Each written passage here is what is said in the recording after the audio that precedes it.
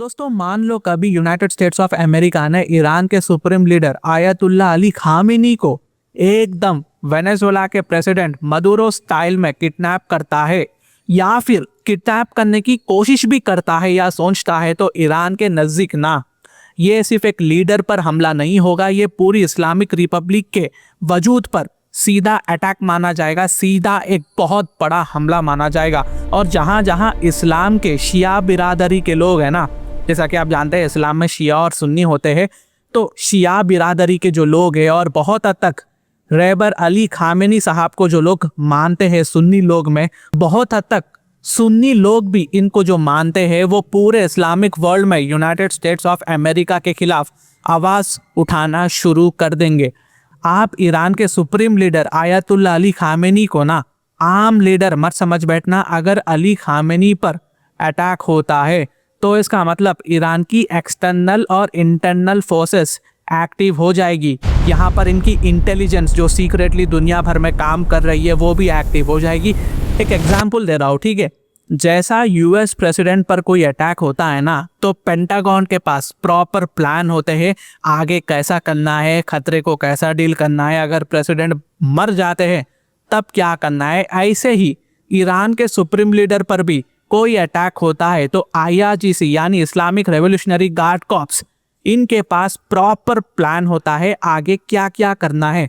और यहाँ तक कि सुप्रीम लीडर लिख के भी देते हैं कि अगर मैं मर जाऊँ या इन लोग ने मुझे मारा तो तुम्हें क्या करना चाहिए। ईरान की आर्मी, आईआरजीसी और उसके रीजनल अलायंस जैसे कि गाजा में हमस जो अभी बहुत वीक हो चुका है, लेबनान में हिजबुल्लाह जो ईरान ने काफ़ी हद तक रिवाइव कर दिया है, यमन में हौती से, इराक में पीएमएफ फोर्सेस है ईरान की, ये एक ही वक्त पर एक्टिव हो जाएगी और दुनिया भर में तांडव मचाना शुरू कर देगी।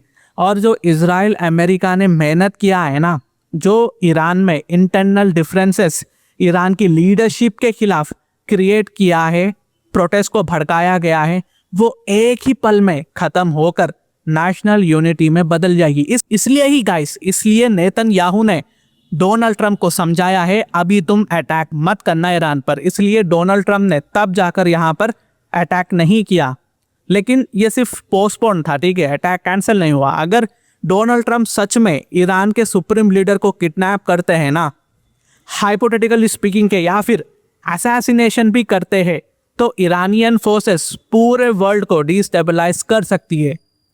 और एक चीज़ यहाँ पर यह देखने को मिल सकती है, मिडिल ईस्ट में इवेंट्स की एक डेंजरस चेन भी शुरू हो सकती है जो सीधा स्ट्रेट ऑफ हॉर्मुज को टारगेट करेगी, जहाँ से दुनिया भर का ना 25% ऑयल गुजरता है और 20% ऑयल गुजरती है। इस रूट को ईरान बंद कर देगा, क्योंकि यहाँ पर अगेन सवाल इनके सुप्रीम लीडर का होगा, ठीक है।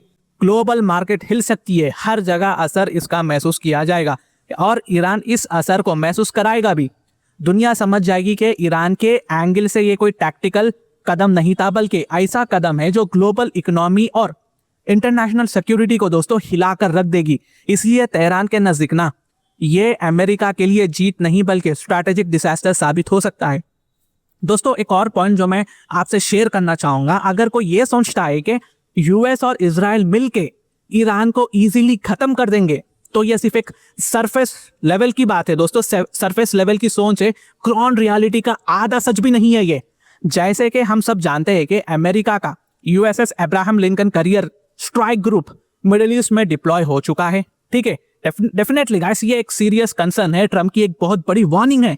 और ये समंदरी बेड़े के यानी कि एयरक्राफ्ट करियर का सिर्फ एक शिप नहीं होता, बल्कि ये एक मोबाइल एयरबेस होता है, ठीक है। एक कंप्लीट यूनिक फौज होती है इसमें, ठीक है। ये सिर्फ एक वॉरशिप नहीं होता। इस अब्राहम लिंकन में डजन्स ऑफ फाइटर जेट्स जैसे कि F-35, F-22 रैप्टर होते हैं, जिसमें 5th जनरेशन के फाइटर जेट शामिल है और दुनिया की सबसे पावरफुल फाइटर जेट भी शामिल है। और इस अब्राहम लिंकन एयरक्राफ्ट पे ना मिड एयर रिफ्यूलिंग कैपेबिलिटी होती है, इसमें कमांड एंड कंट्रोल सिस्टम होता है, मिसाइल डिफेंस अम्ब्रेला होती है, आसपास इसके कई सारे शिप्स इसको सिक्योरिटी प्रोवाइड करती है। यहाँ पर यूएस ये मैसेज देना चाहता है कि वी आर रेडी ईरान, हम एक पल में सब कैंसिल कर देंगे अगर तुम यानी ईरान अपने न्यूक्लियर प्रोग्राम को खत्म कर देगा, अपने मिसाइल प्रोग्राम को खत्म कर दोगे और ऑयल पर हमारे शर्तें मान लोगे तो यूएस तुम पर अटैक नहीं करेगा। और गाइस, आपको ये सब जो दिखाया जा रहा है, जो सुनाया जा रहा है, ये एक तरह का न्यूज़ वॉरफेयर है जो वेस्टर्न मीडिया आपको बतलाने की कोशिश कर रहा है। आप इस ट्रैप में मत पड़ना। अगर इजराइल के पास अमेरिका है तो ईरान के पास भी चाइना और रशिया है जो पीछे से इनको बैकिंग कर रहे हैं।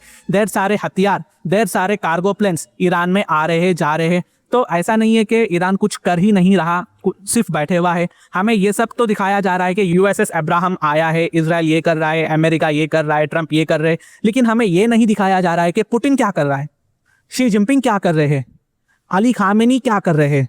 ये सब हमें ये नहीं दिखाया जा रहा है। तो ये एक तरफा न्यूज़ है जो आपके ब्रेन को कंट्रोल कर रही है, जो आपको ये दिखाना चाहती है ईरान कोई वेनेजुएला नहीं है। हाँ, मैं ये मानता हूँ ईरान को शॉर्ट टर्म में एयर स्ट्राइक्स, मिसाइल अटैक्स और साइबर वॉरफेयर से ईरान को नुकसान हो सकता है, लेकिन ईरान इराक नहीं है गाइस। अगेन, ईरान कोई लिबिया नहीं है।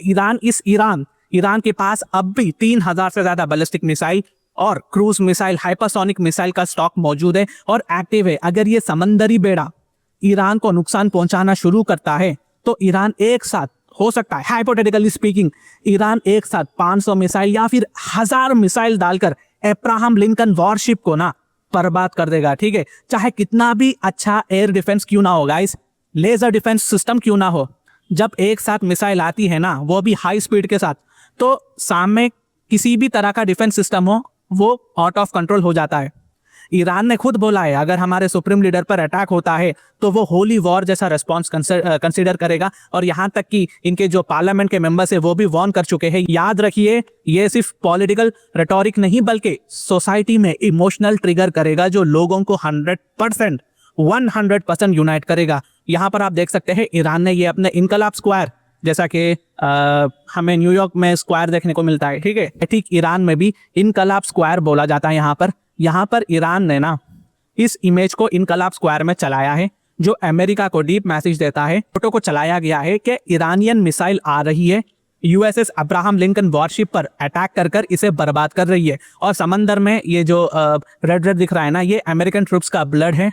यहाँ पर आप देख सकते हैं, यहाँ पर ईरान एक क्लियर मैसेज, ठीक है, एक क्लियर मैसेज ईरान की गवर्नमेंट अमेरिका की गवर्नमेंट को देना चाह रही है। तो दोस्तों, आने वाला टाइम बहुत ही ज्यादा इंटरेस्टिंग होगा। तो ये कुछ अपडेट्स थी जो मैंने आप तक लाया है। अगर मेरी वीडियो इन्फॉर्मेटिव दिखे तो इंटरनेशनल अफेयर्स के लिए आप मेरे चैनल को सब्सक्राइब कर सकते हैं। Thank you for watching, thank you for listening, and I always say God bless you all.